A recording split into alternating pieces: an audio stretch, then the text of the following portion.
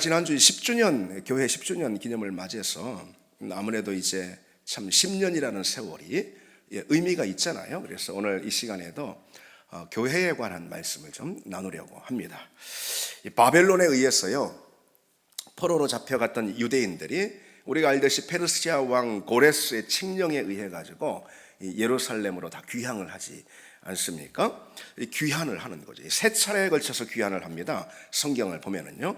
근데 그 1차 포로 귀환, 그것은 느헤미야의 지도하에 이루어졌고요. 그 귀환의 목적은 뭐냐면은 예루살렘 성전을 재건하고, 왜 성전을 재건합니까? 예배를 드리려고, 예배자로 서기 위해서 그 목적으로 1차 귀환을 합니다. 그리고 2차 포로 귀환은요, 에스라의 지도하에 이루어졌는데요. 그 귀환의 목적은 성전만 지고 예배만 드릴 수 있으면 뭐 합니까? 신앙의 개혁운동, 신앙 부흥운동이 일어나야 한단 말이죠. 그것이 바로 목적이었습니다. 그리고 이제 그 후로 느헤미야를 통한 3차 귀환이 일어납니다. 이 예루살렘으로 이스라엘 백성, 바벨론 포로로 잡혀갔던 이스라엘 백성들이 다 귀환을 하는데요. 이것이 이제 실은 한 100년에 걸쳐서 이 귀환이 이루어집니다. 1차, 2차, 3차 이렇게 굵직하게 세 번에 걸쳐서, 그리고 또 뭐 소수는 이렇게 또 계속 그 사이에 예루살렘으로 돌아오는 그런 일들이 있었는데 굵직하게 그렇게 세 차례입니다. 어쨌든 그런 이제 포로 귀환 가운데 3차 귀환이 일어났는데, 오늘 우리가 이제 본문을 보고 있는 그 대목입니다. 제가 이제 목이 좀 안 좋습니다. 목이 좀 안 좋다고 하는 것은 불쌍히 여겨달라 뭐 그런 뜻이라기보다도 죄송하다 이런 말씀입니다. 자, 성전이 재건되고요, 예배가 회복되고 신앙 부흥 운동이 일어났지만, 그러나 이 성벽이라는 울타리가 없는 거예요. 예루살렘 성전과 예루살렘 그 도시를 쌓고 있는 성벽, 예전엔 다 이 성벽이 있어야 한단 말이죠. 그것이 아직 없단 말이죠. 그래서 예루살렘 시민들의, 유대인들의 공격에, 이방인들의 공격에 그대로 무방비로 노출이 되어 있던 그런 상황이었습니다. 그래서 이방인들과 아주 분명한 물리적인 경계가 세워질 필요가 있었던 거예요. 바로 예루살렘 도성에 성벽을 쌓는 그런 일입니다. 그것이 바로 느헤미야가 3차 귀환 이스라엘 백성들을 데리고 온 그 목적이었습니다. 당시 페르시아의 수도인 수산궁에서 아닥사스다 왕의 그 관료로 있었던 이 느헤미야가요, 예루살렘의 성벽 중수가 필요하다라는 그런 소식을 들었습니다. 성벽이 없어서 자기 백성이 이방인들로 인해서 여러 가지 어려움을 겪고 있다, 그런 소식을 들은 거죠. 그래서 금식하며 울며 기도합니다. 그리고는 이제 왕에게 간청을 하는 거죠. 그래서 결국은 허락을 받고요, 예루살렘 총독이라는 그런 주의를 가지고 귀환을 결행합니다. 그때가 바로 주전 445년입니다. 오늘 본문은 예루살렘에 도착한 느헤미야가 도성 주변으로 성문과 그리고 성벽, 그리고 망대 이런 것들을 그 중수하는 그런 과정을 보여주고 있습니다. 본문을 보면은요, 그 본문의 내용 전체가 다 그거예요. 건축에 참여한 사람들, 그들이 건축한 부분이 어디까지인가, 그런 걸 아주 상세하게 지금 기록하고 있다 이 말이죠. 잠시 그림을 하나 좀 보겠습니다. 저게 바로 예루살렘 성전, 그 성전 주변을 쌓고 있는 성벽입니다. 저 위쪽이 바로 북쪽이고요. 북쪽에 성전이 있고, 거기에 양문이 있습니다. 그리고 문이 여러 개 쭉 이렇게 성 주변에 있죠. 저것을 좀 이렇게 재현한 그런 이제 사진입니다. 한번 보십시오. 이게 뭐 잘 보이십니까? 저렇습니다. 이렇게 예루살렘 성이 이 느헤미야 당시에는 저렇게 작았어요. 근데 1세기가 되면 저 시대로부터 한 400년 지나서 예수님 시대가 되면은 저거보다 굉장히 확장이 되죠. 헤롯 대왕이 저거에 한 4배, 5배 이상 예루살렘 성을 확장하는데, 주전 400년 경에는 한 예루살렘 성이 저 정도 아주 작았습니다. 저 위쪽에 거의 북쪽인데 성전이 이렇게 스룹바벨 성전이죠. 이렇게 서 있고, 그 다음에 아래쪽으로는 뭐 제사장의 집으로부터 시작해가지고선 예루살렘에 거한 거주민들의 집이 저렇게 좀 늘어서 있습니다. 됐습니다. 느헤미야는요, 뭐 그림을 좀 이렇게 지워주세요. 느헤미야는 저를 보시면 됩니다. 양문으로부터 시작을 해가지고 그냥 북쪽에 양문이 있어요.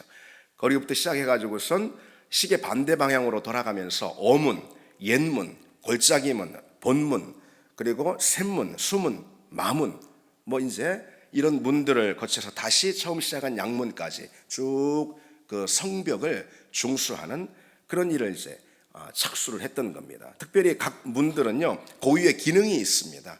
양문, 양들이 들어오고 나가는 그런 길이라 해서 이제 문이라 해서 양문입니다. 예루살렘이 어떤 기능을 하는 곳입니까? 그것이 가장 중요한 것은 성전에 있는 곳이고, 성전에서 제사가 행해지잖아요. 그러니까 이 양문이 제일 중요했고, 양문의 중수가 제일 먼저 됐던 것이죠. 그리고 뭐 수문, 물길이라는 거예요. 그리고 또 분문이라고 있는데, 이것은 이제 예루살렘에서 쌓이는 여러 가지 뭐 오물들, 분뇨들, 이런 것들이 이제 바깥으로 빠져나가는 그런 문입니다. 이 문들이 다 다양했죠. 그리고 어문, 갈릴리나 요단강에서 잡힌 그 생선이 들어오는 그런 문이라 해서 어문, 말문, 말들이 들어오고 나가고 하는 문이라 해서 말문. 이렇게 문의 기능들이 다 달랐는데, 그런 문들이 쭉 성벽으로 이렇게 있었습니다.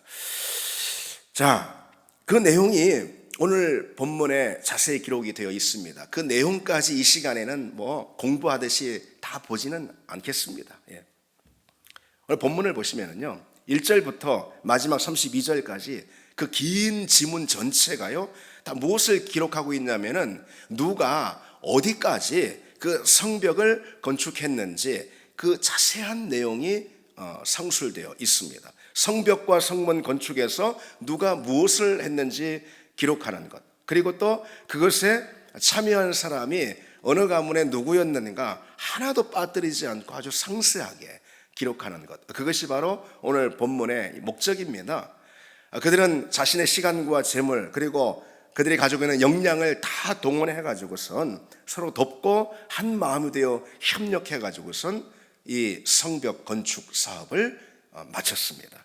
물론 주변의 이방인들이 가만 놔두질 않았던 거죠. 위협적으로 아주 방해하고 회방을 놓고 그랬습니다. 성벽 건축을 하지 못하도록 말이죠. 그랬기 때문에 이 성벽 건축은 마치 군사 작전처럼 진행이 됐습니다. 그래서 한 술에는 칼, 한 술에는 또 벽돌을 쌓고 뭐 그러면서요, 이 군사 작전처럼 진행이 됐습니다. 마침내 여러 어려움을 극복하고 도전 끝에 이 성벽을 중수하는데 52일밖에 걸리지 않았습니다. 그래도 이 한 도시의 성벽인데 그게 52일 만에 건축이 될 수 있는 것은 아니죠. 그런데 단 52일 만에 짧은 시간에 건축이 됐는데요, 간단한 일이라서 그런 것이 아니라요, 모두가 다 한 마음이 돼가지고선 아주 한 몸처럼 일사불란하게 움직이면서 다 협력했기 때문에 낮과 밤을 가리지 않고요, 그렇게 빠른 시일 안에 성벽 중수를 다 완수할 수가 있었습니다. 그래서 오늘 이 시간에는 오늘 본문이 보여주고 있는 메시지가 무엇인지 좀 몇 가지만 보려고 합니다. 두 가지만 좀 생각해 보겠습니다. 첫 번째로 오늘 본문이 주고 있는 메시지는 뭐냐면요, 협력이 기적을 낳는다, 그것입니다. 협력이 기적을 낳는다. 본문 1절부터 마지막 32절까지 잠깐만 이렇게 여러분 눈으로 봐도 뭐냐면요, 1절에 보면은 한메아 망대로부터 하나넬 망대까지, 이거 사람 이름이에요. 성벽을 쌓고 양문을 만들었다, 이렇게 되어 있습니다. 양문은 말씀드린 대로 제사용 양들이 출입하는 그런 곳이라서 아무래도 그곳의 그 건축은 제사장들이 맡았고 제일 처음부터 그곳을 시작을 했습니다. 그리고 2절에 어떻게 시작이 되고 있죠? 그 다음은 그랬습니다. 그렇죠? 그 다음에 이어지는 성벽은 여리고 사람들이 쌓았다라는 그런 기록이죠. 그리고 또 어떻게 되어 있어요? 그 다음은 이라는 접속사가 계속해서 32절까지 쭉 나옵니다. 그래서 이게 이제 우리 개역 성경으로 보면은 그냥 한 문장인 거예요. 32절까지 뭐 끊김이 없이 쭉 그렇게 되어 있습니다. 4절에도 또 5절에도요, 계속해서 그 다음은 이런 접속사가 이어지고 있어요. 그리고 그 접속사들 사이로 건축에 참여한 여러 사람들의 이름이 쭉 나열되어 있습니다. 그 점이 우리가 주목해 볼 점이라는 거예요. 성벽을 어떻게 건축했다라는 그런 말씀이죠. 여러 사람들이 한 마음이 되어 가지고 서로 협력하면서 자기가 책임을 맡은, 자기가 할 땅을 받은 그 중수 부분을 책임 있게 다 완수를 했다. 그런 방식으로 성벽 중수를 끝냈다, 이런 뜻입니다. 느헤미야 한 사람이 성벽 중수를 전체를 책임지지 않았다라는 그런 뜻이에요. 건축에 능한 어떤 한 사람이 성벽 전체를 건축한 것도 아니라는 그런 뜻입니다. 시간이나 재물이나 여러 역량이 있는 몇몇 사람들을 뽑아가지고 그들에게 성벽 건축을 다 맡겼다, 그런 것도 아니라는 거예요. 예루살렘에 거주하는 이스라엘 자손이라면은 어느 한 사람도 빠짐없이 성벽 건축에 참여하는 것이 바로 원칙이었습니다. 그리고 각자에게 맡겨진 그 건축할 성벽의 부분 있죠. 그것을 계속 떼어줬습니다. 어느 자손들은 어디, 어느 가문은 어디, 이런 식으로요, 떼어줬다는 거죠. 그리고 그것은 그 사람들이 전적으로 그냥 다 책임지도록 그렇게 했습니다. 근데 여러분, 한번 생각해 보십시오. 이 고대에 성벽이라는 거 있잖아요. 성을 쭉 둘러서 크게 이제 벽을 세우는 거잖아요, 말 그대로요. 그런데 어느 하나에 좀 약점이 있거나 좀 어느 한 부분이 좀 잘못되어 있으면은, 부실하면은 안 되는 거잖아요.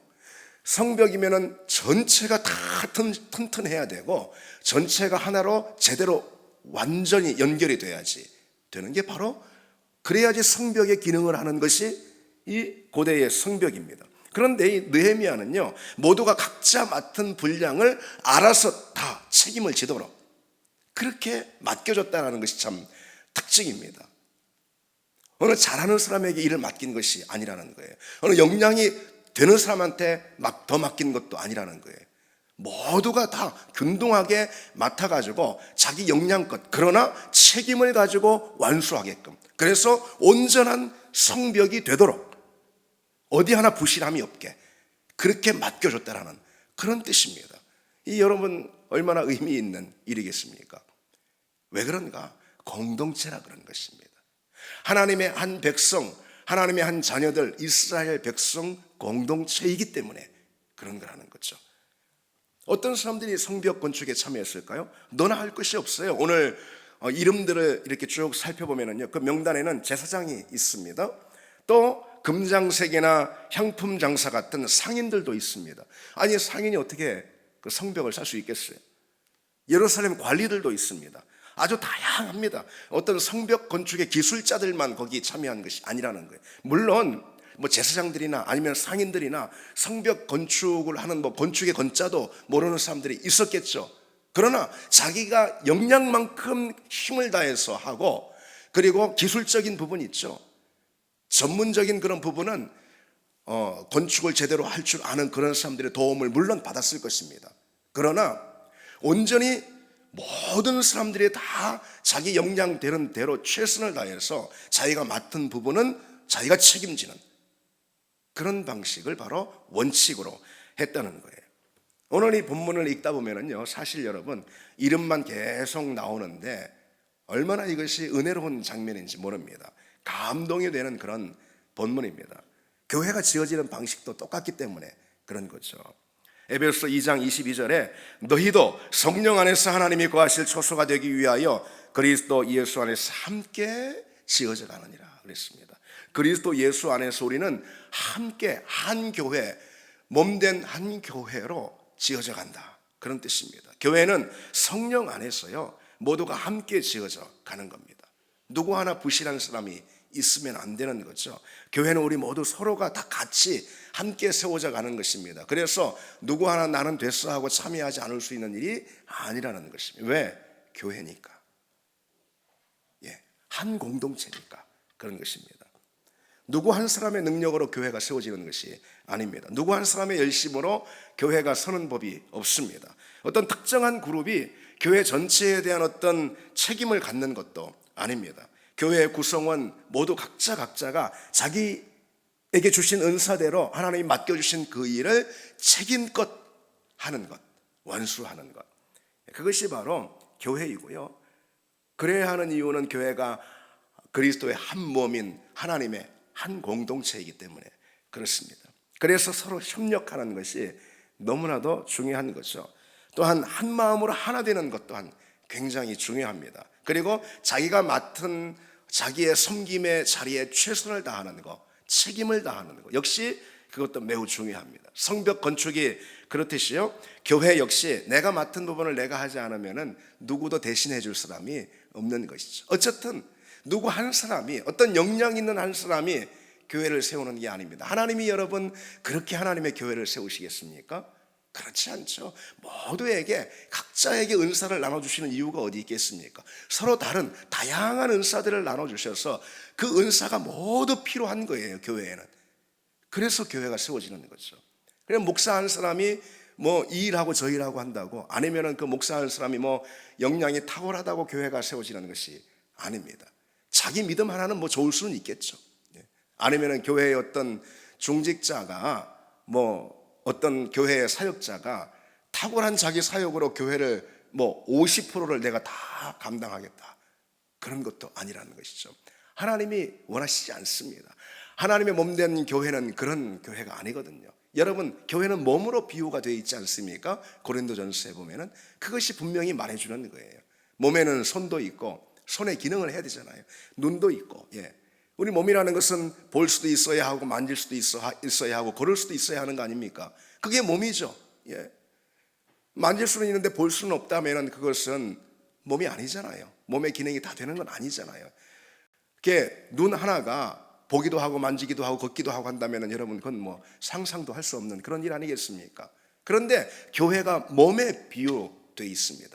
마치 그렇다라는 것이죠. 교회에 속한 구성원 한 사람 한 사람이 누구는 눈의 역할과 누구는 손의 역할과 누구는 발의 역할을 하면서 각자 주신 은사대로 한 몸을, 하나의 몸을 세워가고 섬겨가고, 하나의 몸을 세워 섬겨감으로써 그 몸이 하나님의 역사를 감당하게 하는 것, 그게 바로 교회라는 그런 뜻입니다. 그래서 서로 협력하는 것이 매우 중요하고 하나 되는 것이 또 중요하고, 그리고 각자 맡은 자기의 역할을 다하는 것이 중요하다는 말씀이에요. 특별히 여러분, 오늘 같은 이 기도회 자리에서 그렇습니다. 우리 각자가 기도해야 됩니다. 우리 교회를 위해서, 또 우리 교회에 속한 각 가정과 교우들을 놓고 우리가 각자가 기도해야 하는데, 각자 기도해야 할 역할들이 다 따로 있다는 그런 뜻이에요. 누구 하나 기도의 종, 기도에 있어서 불같은 능력의 종, 뭐 그 한 사람이 우리 교회에 필요한 모든 기도의 내용을 다 담당하는 게 아니라 이런 뜻입니다. 몇몇 사람이 교회와 성도들을 위해서 그냥 혼자 부르짖어서 되는 것이 아니라는 것이죠. 하나님이 우리에게 맡겨주신 각자의 기도의 분량들, 그리고 또 그 역할들이 다 따로 있습니다. 그것을 우리 모두가 다 내 것은 내 것대로 다 함께 채워나갈 때, 그때 우리 교회는 든든한 기도의 성벽을 만들 수가 있는 것이고, 어떠한 사단의 공격에도 넘어지지 않는 그런 기도의 성벽을 든든히 세우는 교회가 될 수가 있습니다. 몇몇 성도들만 교회를 위해서, 교회에 속한 각 가정들과 그리고 또 우리에게 주신 하나님의 여러 비전들을 위해서 기도를 한다면은, 그러면은 여기서 금이 가고 저기서 터져나고 그럴 것이 뻔합니다. 그래서 저는 늘상 기도하는 것이 있습니다. 우리 교회 저 주일학교 어린아이로부터 시작해서 어른에 이르기까지, 그리고 또 심지어 새가족부터 우리 직분자들에 이르기까지 다 한 마음이 돼서 기도의 불이 들불처럼 일어나게 해달라. 그래서 온 성도들이 다 함께 같은 마음으로 기도할 때 그 기도가 진정 응답받는 기도이고 능력 있는 그런 기도가 될 줄 믿습니다. 여러분도 그 기도를 같이 하시기 바랍니다. 교회를 위한 여러 봉사의 자리 역시 같은 원리가 적용이 됩니다. 어떤 교회는 몇몇 사람들만 막 동분서주하고 사역을 도맡아 가지고선 막 1인 5개 사역, 뭐 많이 하면 좋죠. 그러나 다른 사람들은 하지 않고 몇몇 사람들만 1인 5사역씩 그렇게 한다면은, 여러분 그것은 좋은 모습은 당연히 아니죠.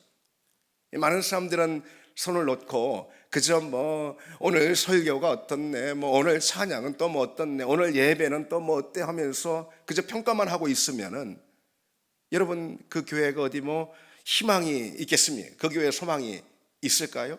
함께 수고하고 섬겨야 하는 거죠. 그래야 몸이기 때문에 그렇습니다. 그래서 손이 섬겨야 할 것이 따로 있고 발이 섬겨야 할 것이 따로 있습니다. 우리 각자에게 주신 역할과 은사가 있습니다. 그것을 우리가 함께 교회를 세워가야 한다는 거, 어느 누구도 그 자리에서 예외일 사람은 아무도 없다라는, 우리가 한 교회 안에 가족이 되었다면 어느 누구도 예외일 수는 없다는 거 여러분 기억하시기 바랍니다. 특별히 여러분 우리 교회가 교육관 증축을 지금 준비하고 있습니다. 지금 이제 교육관이 포화 상태가 돼가지고요, 여러분 그 사실 자체가 감사하기도 한 거죠. 그래서 이미 비좁고 앞으로 각 부서에 뭐 한 5명에서 10명만 더 들어가면은 뭐 답이 없는 그런 이제 상황입니다. 그래서 이제 교육관 정축이라는 것은 사실 우리가 피부로 느끼는 그런 문제입니다. 피부로 느껴지는 문제예요. 뭐 우리가 예전에 저 상가에서 이쪽으로 이전할 때, 그런 때는 뭐 피부로 느껴져서 이렇게 옮겼다라는 것보다도 믿음의 시야를 가졌어야 됐어요. 믿음의 눈으로, 믿음으로 선택하고 결정하고 기도하면서 이렇게 우리가 이전해서 이 자리에 왔습니다. 그런데 우리가 진행하고 있는 뭐 교육관 건축 같은 것은 믿음의 문제라기보다도 지금 당장 피부로 와닿는 그런 문제죠. 그래서 벽돌 한 장이라도 쌓아야지 하는 그런 작은 헌신의 마음이 우리 모두에게 있어야 하는 게 참 당연한 그런 일입니다. 여러분, 제가 왜 오늘 우리 성도들의 그런 헌신을 바라는가? 설교의 자리에서 제가 사실 이런 말씀을 오늘 처음 드리는 것 같은데, 왜 내가 우리 성도들에게 그런 헌신을 바라는가? 그 이유가 있습니다. 그것은 돈 때문에 그런 것이 아닙니다. 하나님은 다 마련해 주실 것이고, 그리고 하나님이 이끄시는 만큼만 우리는 가면 됩니다. 저는 늘 그렇게 해왔습니다. 이끄시는 만큼만 가면 되는 거예요. 근데 다만 우리 성도들이 벽돌 한 장의 헌신이라도 다 함께 바라는 마음은 뭐냐면은, 말씀드린 그 원리 때문에 그렇습니다. 우리가 교회이기 때문에 그렇습니다. 우리 모두가 한 사람 한 사람 자기의 역량만큼, 자기가 할 수 있는 만큼 오늘 성벽 중수를 했던 이스라엘 백성들처럼 우리 교회를 세워가는 그 일, 그래야 우리 교회가 하나님 앞에 건강한 그런 교회로 설 수가 있겠죠. 여러분 오늘 본문을 보면은요, 얼마나 세밀히 그 사역을 다 분담하고 있는지 모릅니다. 하나님의 일은 그렇게 진행되어야 한다는 그런 뜻이죠. 그곳에 하나님의 역사가 나타납니다. 모두가 다 분담해가지고선 자기가 할 일들을, 그게 작은 일이라 하더라도 맡아서 모두가 행하는 그런 일, 그리고 또 그런 교회 가운데 하나님이 역사하시고 하나님의 은혜가 부어지고 또 우리에게 또 하나님이 주시는 은혜와 복도 누릴 수가 있게 됩니다. 그런 교회가, 그리고 중요한 것은 건강한 그런 교회가 될 수가 있는 거죠. 여러분 우리가 서로 협력해가지고 주님이 우리에게 주신 신앙의 보금자리죠, 이 보금자리인 교회를 아름답게 세워가기를 원합니다. 여러분 하나님이 주신 두 개의 공동체가 있는 거 우리가 알고 있죠. 바로 가정과 교회입니다. 하나님은 두 공동체를 우리에게 선물로 주셨어요. 우리가 가정을 그렇게 세워가듯이 모두가 다, 아빠는 아빠대로 엄마는 엄마대로 가정을 힘써 세워가듯이, 사랑으로 세워가듯이 교회 역시 마찬가지입니다. 내 영혼이 쉬고 또 하나님이 내게 은혜를 주시고, 그리고 또 하나님이 내게 사명을 감당할 그런 길을 주시는 교회라는 그 보금자리 있죠. 그 보금자리를 우리가 소중히 여기고 하나님이 내게 맡겨주신 그런 책무를 감당해 나갈 때, 그때 우리 교회는 든든하게 세워지고, 교회가 든든하게 세워진다는 것은 그로 인해 주어지는 영적인 은혜와 혜택들을 바로 내가 누린다라는 이 사실 여러분 기억하시기 바랍니다. 오늘 본문 말씀이 주는 두 번째 메시지는요, 하나님은 우리 모두의 헌신을 반드시 기억하신다라는 그런 뜻이, 그런 메시지입니다. 하나님은 우리 모두의 헌신을 반드시 기억하신다. 오늘 본문을 보시면은요, 본문 전체에 뭐가 빼곡히 기록이 되어 있습니까? 성벽 중수에 참여한 참가자들의 이름입니다. 참가자들의 이름을요, 그런데 이렇게 너무 자세히 기록하고 있어요. 그러니까 누구의 아들이다, 아니면 심지어 누구누구의 손자다까지 이렇게 기록하고 있습니다. 왜냐하면 이제 이때 당시 유대인들의 이름이요, 그 중복되는 이름이 많이 있거든요. 동명이인 말이죠. 그래서 동명이인일 경우에 혼돈이 없도록요, 아주 정확하게 누구의 아들 또는 심지어 손자다라고까지 이렇게 기록하고 있는 거죠. 그러니까 하나님께서는 정확히 내가 하나님을 향해 어떤 수고를 했는지 내 모든 헌신을 기억하시고 그것을 하나님의 책에 기록하시는 분이라는 것을 오늘 본문을 통해서 우리는 확인할 수가 있습니다. 근데 여러분, 이런 기록도 또 눈에 띕니다. 5절에 보면은요, 그 다음은 드고와 사람들이 정수하였으나 그 귀족들은 그들의 주인들의 공사를 분담하지 아니하였으며 그랬습니다. 그러니까 특별히 이 귀족들이 협조하지 않았다라는 그런 내용까지 기록하고 있죠. 그러니까 협조하지 않은 사람들까지 성경은 정확하게 기록하고 있다라는 이 점 주목해 봐야 하는 거죠. 누구는 안 했다 이런 거죠. 그 기록이 성경에 남아버렸단 말이죠. 느헤미야 시대 성벽 중수에 참여하지 않은 사람들이 그 이름이 성경에 남았다라는 게 얼마나 뼈아픈 일입니까? 하나님은 우리가 하나님 나라를 위해서 그리고 복음을 위해서 주님의 교회를 위해서 행한 헌신을 하나님은 정확히 기억하시는 그런 분입니다. 여러분, 우리의 헌신과 봉사가 정확하게 셈해진다라는 이 사실을 우리가 여러분 기억해야 합니다. 사명과 직분에 대한 우리의 반응이 하나님 앞에 과연 어떠했는지 하나님은 다 알고 그것을 기억하시는 그런 분입니다. 물론 그것이 구원의 조건이 되는 것은 결단코 아닙니다. 구원의 조건은 오로지 믿음 하나뿐이거든요.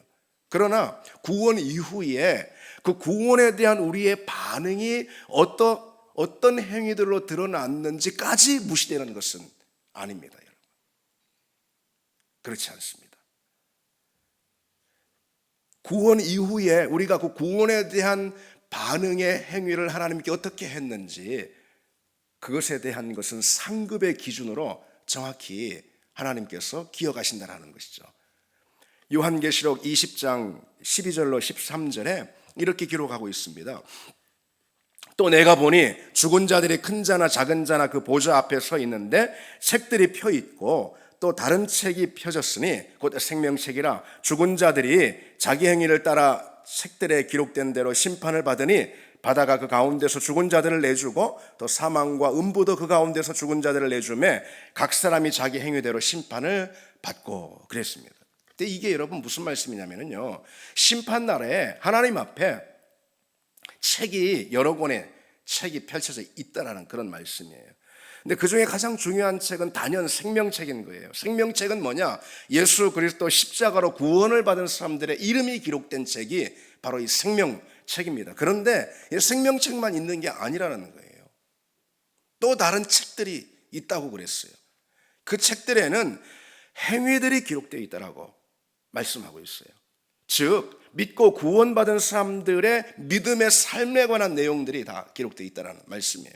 그리고 그 책에 기록된 그 행위대로 심판을 받는다 그랬어요. 여기서의 이 심판이라는 것은 뭐 구원과 멸망으로 나뉘는 그런 심판을 말하는 게, 천국과 지옥으로 나뉘는 그런 심판을 말하는 것은 아니죠. 다 구원받은 사람들에게 주어지는 심판이거든요.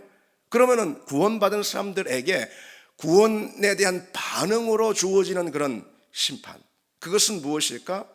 바로 상급입니다. 상급에 대한 판단을 말하는 거예요. 다시 말해 믿는 성도들이 얼마나 주님께 충성스러웠는지에 대한 판단, 그래서 상급을 받을 수 있을지 또는 그렇지 않을지에 대한 판단, 바로 그에 대한 기록이 돼 있는 책들이 하나님 앞에 펼쳐져 있습니다. 그래서 이런 바울이 뭐라고 고백하고 있죠? 나는 선한 싸움을 싸우고 나의 달려갈 길을 마치고 믿음을 지켰으니 이제후로는 나를 위하여 의의 면류관이 예비되었으므로 주 곧 의로우신 재판장이 그날에 내게 주실 것이며 내게만 아니라 주의 나타나심을 사모하는 모든 자에게다 그랬습니다. 선한 싸움을 싸우고 달려갈 길을 다 달리고 믿음을 지켰으니 그랬어요. 여러분, 선한 싸움을 싸우고 바울이 달려갈 길을 다 달리고 믿음을 지킨 것, 이것이 뭡니까? 이것이 그저 예수를 내가 믿습니다라고 신앙 고백하는 그런 신앙 고백입니까? 그것이 아니죠. 그렇지 않죠. 그래서 내가 예수님 믿습니다라고 고백하는 그런 신앙 고백을 말하는 건 아니에요. 달려갈 길을 다 달리고 선한 싸움을 싸웠다는 것은, 그것은 뭡니까? 사명자의 사명을 마친 그런 믿음의 헌신들, 그것을 말하는 거겠죠. 내가 사명자로서 헌신을 다 하나님께 드렸으니 이제후로는 내게 의의 면류관이 예비되었다. 바로 그러한 상급이 있다 이 말입니다. 여러분, 그와 같은 상급, 바울이 말했듯이 그와 같은 면류관, 그것이 다 우리의 소원이 되고 우리가 하나님 나라에서 누리는 그런 상급이 되기를 원합니다. 하나님은 우리에게 그렇기 때문에 상급이라는 것을 어느 기준으로 주시는 분이기 때문에 정확히 하나님은 기억하신다는 거예요, 여러분. 기록하신다는 거예요. 하나님 나라를 위해서 우리가 얼마나 애쓰고 수고했는지, 헌신했는지, 복음을 위해서 우리가 얼마나 많이 애통하고 눈물을 흘렸는지, 주님의 몸된 교회를 위해서 우리가 얼마나 많은 우리의 헌신을 드렸는지, 우리의 수고와 땀을 흘렸는지 하나님은 낱낱이 다 기억하신다라는 거예요. 그리고 그것을 책에 기록하시고 그에 따라서 우리에게 상급을 주시는 분입니다. 물론 말씀드렸듯이 그 상급은요, 구원을 위한 어떤 공로가 아닙니다. 결코 구원의 공로는 오직 예수 그리스도 십자가 뿐입니다. 그러나 하나님은요, 당신의 나라를 세워가는 동역자로 우리를 불러주셨고요, 그곳에 헌신하는 그런 우리의 헌신을 하나님은 인정하시고 낱낱이 기록하시는 그런 분이라는 사실 또한 우리가 알아야 합니다. 그런데 여러분, 그것이 얼마나 영광스러운 일이에요. 그렇죠? 우리를 구원받은 하나님의 자녀로만 초대해 주시는 것이 아니고 하나님이 펼치시는 그 구원의 무대에서 역할할 수 있도록 우리를 불러주셨다는, 우리를 말하자면 하나님의 구원의 무대에, 구원을 펼쳐가는 그 무대에 역할을 할 수 있는 어떤 종으로, 헌신자로 우리를 하나님이 캐스팅을 했다는 것입니다. 얼마나 이것이 감사하고 영광스러운 일입니까? 여러분, 우리는 하나님이 우리에게 주신 그 영광스러운 일을 정말 기쁨으로 감당하면서 내가 하나님 나라 서는 그때에 내가 하나님 앞에 자랑할 것이 있도록, 물론 그것은 예수 그리스도지만 예수 그리스도를 만난 그 기쁨, 그 감격으로 인해서 내가 하나님 앞에 어떻게 내 삶을 드렸는지 우리는 자랑할 수 있는 그런 성도들이 여러분 되어야 하지 않겠습니까? 그래서 내 자신만을 위해서 우리가 살아갈 수는 없지 않습니까? 제가 아는 집사님이 계시거든요. 이분은 서울에 계시는 전기 기술자예요. 근데 하루 일하면은요, 수십만 원을, 물론 이분이 뭐 일당으로 일하는 그런 분은 아니지만은 어쨌든 수십만 원을 버는 그런 그 특급 전기 기술자입니다. 저 해외에도 막 자기 팀을 데리고 가가지고 어마어마한 백화점 같은데 전기를 다 맡아서 다 하고, 그런 특급 전기 기술자예요. 근데 제가 예전에 개척을 하고 저 상가에 있을 때 그분을 제가 이제 예전에 교회에 있을 때 교육전사로 있을 때 부장 선생님이었거든요. 잘 알기 때문에 그분을 여러 차례 제가 불렀습니다. 제가 그렇게 부를 수 있는 분이 아니거든요, 사실요, 그분이. 근데 부르면은 그분이 달려옵니다. 그래서 자기 기술 또 자기가 가진 거 뭐 다 가지고 와가지고선 이모저모 다 만져주시고 내가 모르는 것까지도 다 해서 전기 시설을 다 해주시고, 그렇게. 그래서 제가 아이고 이렇게 자꾸 불러서 죄송하다고 그러면은 그분이 항상 하는 말씀이 아니라고, 아니에요 목사님, 하나님 나라를 위해서 이렇게 심을 수 있는 게 얼마나 감사한데요. 내가 내 돈 버는 일만 하고 있는데, 그런데 하나님 나라를 위해서 이렇게 내가 심을 수 있는 일 목사님 나한테 맡겨주셔서 너무 감사하다고, 봉사할 수 있게 해주셔서 너무 감사하다고, 언제든 불러달라고, 그렇게 저한테 이야기하는 걸 들었습니다.